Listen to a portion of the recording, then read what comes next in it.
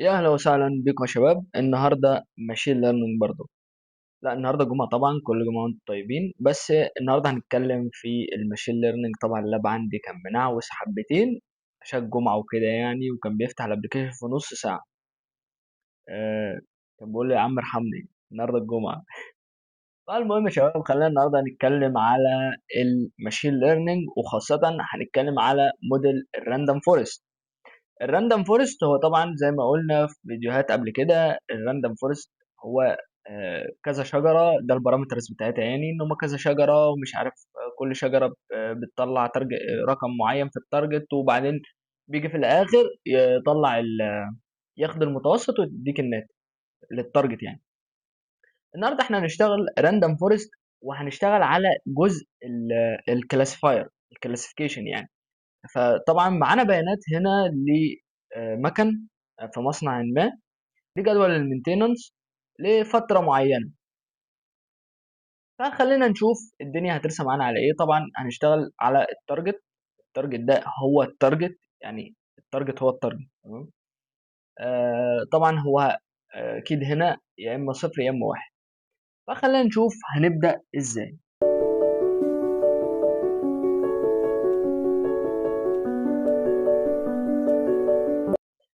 اول حاجة محتاجين ان احنا نسترد الداتا هي، وهي طبعا هتروح هنا تقول له import pandas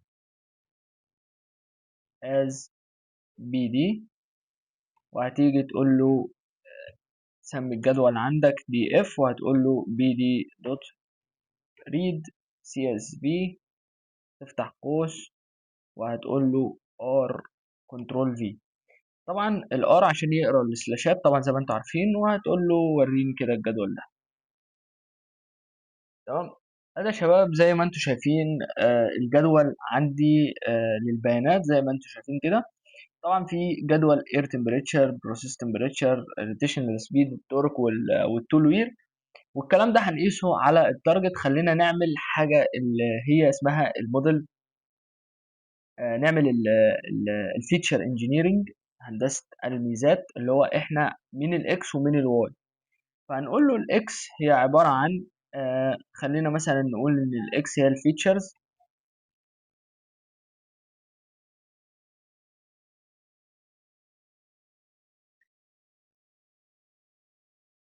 تمام زي ما انتم شايفين كده. وادي هنقول له في الجدول ده هو ايه انت ممكن مثلا تعمل كده وتختار الجداول، وبعدين ثانية واحدة. خلاص تعالى، اسماء دي كنترول سي.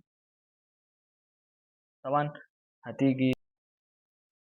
تمام يا شباب زي ما انتم شايفين كده، اخدنا اسماء الجداول دي، اسماء الاعمدة دي، وجينا حطيناها هنا في الاكس. هنقول له الواي وهو التارجت. طبعا هو عمود واحد، فهنقول له دي اف، افتح قوس، وهتقول اسمه تارجت. تمام ماشي بالشكل ده كده يا شباب. طب انت عايز الاكس، هتقول له اكس ايكوال دي اف، افتح قوس، وقول له عمود الفيتشرز. زي ما انت شايفين هو كده عمل الفيتشرز اكس، والواي هو التارجت. انت ممكن طبعا تتلاشى حته الفيتشرز دي وتقول له اكس ايكوال دي اف، هتفتح قوسين وهتختار الاعمده كلها. بس انا طبعا بحب الحركه دي عشان اعرف اغير في الفيتشرز من غير ما اغير في.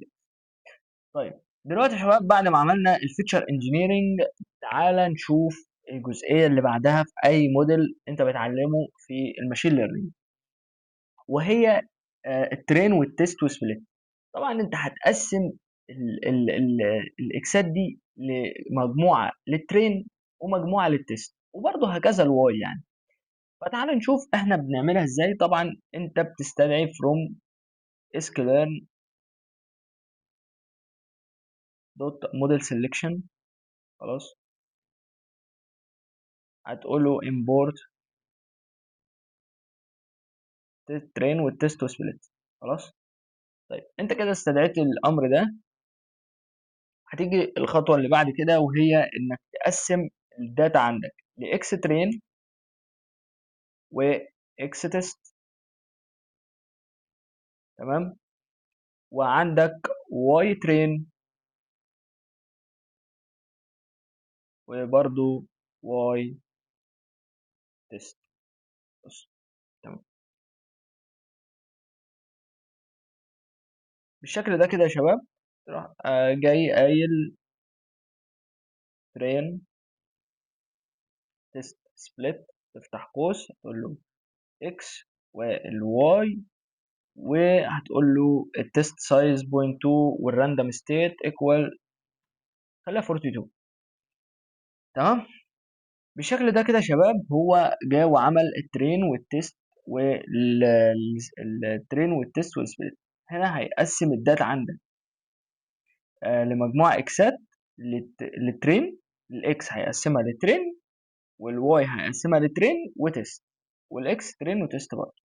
طيب، دي الجزئية التانية.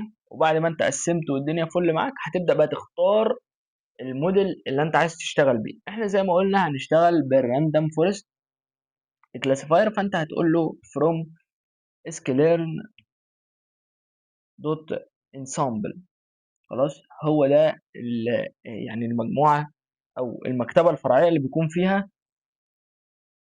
فيها امر الراندوم فورست طبعا. تقول له، خلينا نكتبها راندوم فورست كلاسيفاير. في او زي ما انت شايف كان في كلاسيفاير وفي ريجريسور. احنا بنشتغل الكلاسيفاير. هتقول له الموديل ايكوال راندوم فورست طبعا كلاسيفاير. تمام. وهتيجي تقول له هنا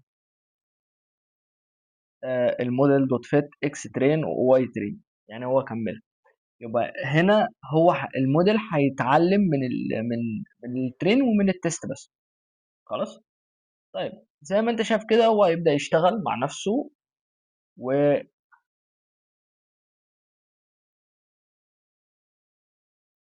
البارامترز اهي. الانستيميتور هو اختار البارامترز، قال لك الانستيميتور يعني ايه؟ ده 100 شجره. احنا طبعا عارفين الراندوم فورست هو الشجر، فقال لك 100 شجره. طبعا وعندك هنا 100 شجره هو اشتغل بيها، والماكسيمم فيتشرز خد السكوير روت. تمام. زي ما انت شايف كده، ده المعلومات في البارامترز. في الراندوم ستيت ما خدش راندوم ستيت.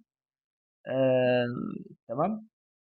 بالشكل ده كده انت تعرف البارامترز ان هو خد 100 شجره. انت ممكن طبعا تغير هنا، يعني مثلا ممكن هنا تقول له الانستيميتور كذا، يعني ممكن تقول له هنا الانستيميتور ايكوال 100 مثلا، او انت ممكن عايز تغيرها تقول له 200 او 300. بس هو طبعا يعني خليه هو يختارها، لانه هيبقى هو شايف الداتا احسن واكتر، لانه ممكن الداتا عندك تعمل اوفر فيتنج او اندر فيتنج لو انت قلت له الاستيميتور فيها كذا. تمام. طبعا زي ما انت شايف كده هو اتعلم، فاحنا بقى محتاجين نعمل امر البريدكت. طبعا هتقول له موديل دوت بريدكت زي ما كنا بنشتغل برضو، فانت هتقول له بريدكت مين؟ الاكس تيست طبعا.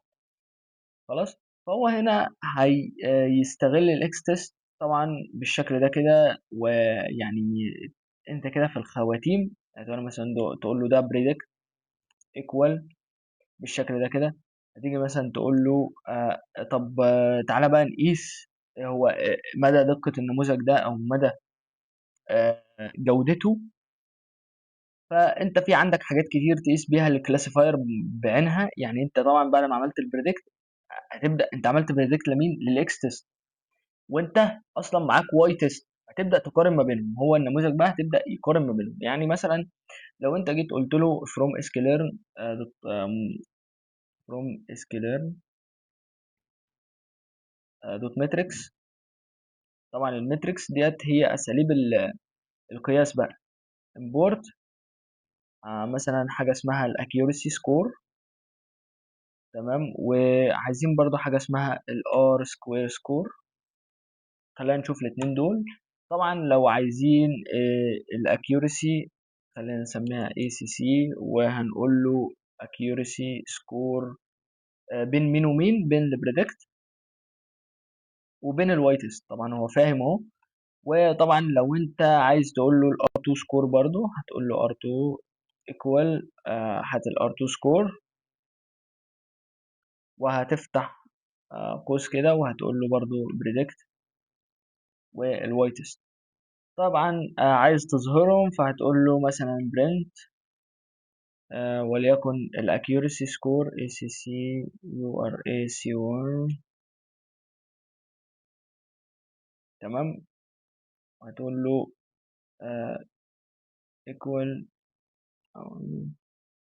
تمام. تقول له كده، خلينا بس نظبطها. تعمل فاصلة وهتقول له الاي سي سي. تمام. بنفس الوضع برضو.